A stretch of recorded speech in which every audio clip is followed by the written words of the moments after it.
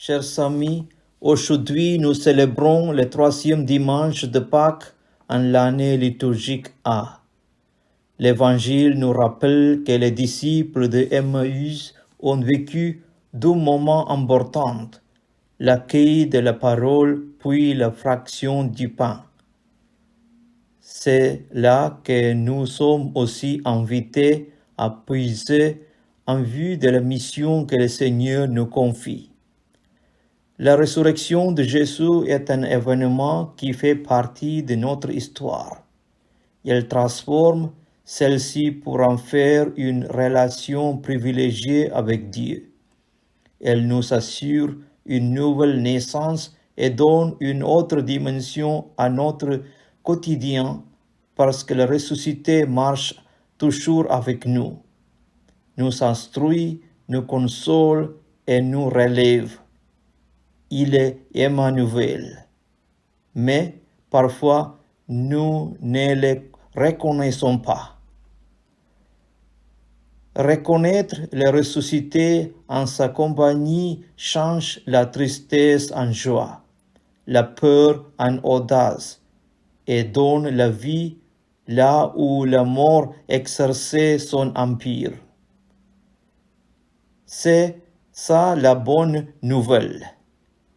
L'évangile des disciples de Emmaüs en est une excellente illustration.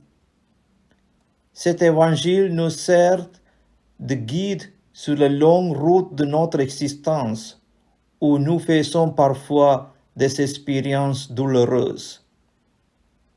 Comment reconnaître le Seigneur qui marche avec nous dans tout le méandre de notre existence? Cet évangile nous enseigne de relire toute notre histoire à la lumière de la parole que Dieu nous a donnée, c'est-à-dire avec les yeux de la foi. Cette nouvelle lumière nous aidera à voir plus loin que ce qui apparaît, donnera une autre compréhension de ce qui nous arrive, nous fera découvrir comme il était et est toujours là. Comme les disciples de Emmaüs qui sont passés du plus profond découragement à l'enthousiasme parce que leurs yeux se sont ouverts et ils se sont ouverts parce que Jésus leur a expliqué les Écritures, nous aussi. Lèvons-nous, n'ayons pas peur, avançons sur notre chemin et soyons chacune et chacun artisans de l'œuvre de Dieu.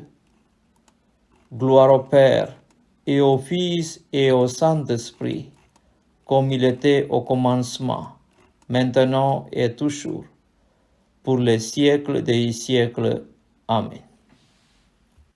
Le Seigneur est ma lumière et mon salut. De qui aurais-je craindre? Le Seigneur est le rempart de ma vie. Devant qui tremblerai-je?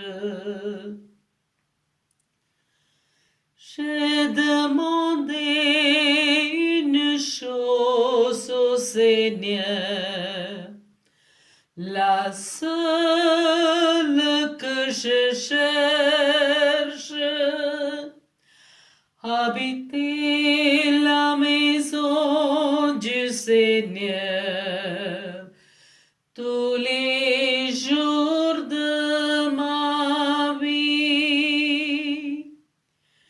Le Seigneur est ma lumière et mon salut. De qui aurais-je craindre? Le Seigneur est le rempart de ma vie. Devant qui tremble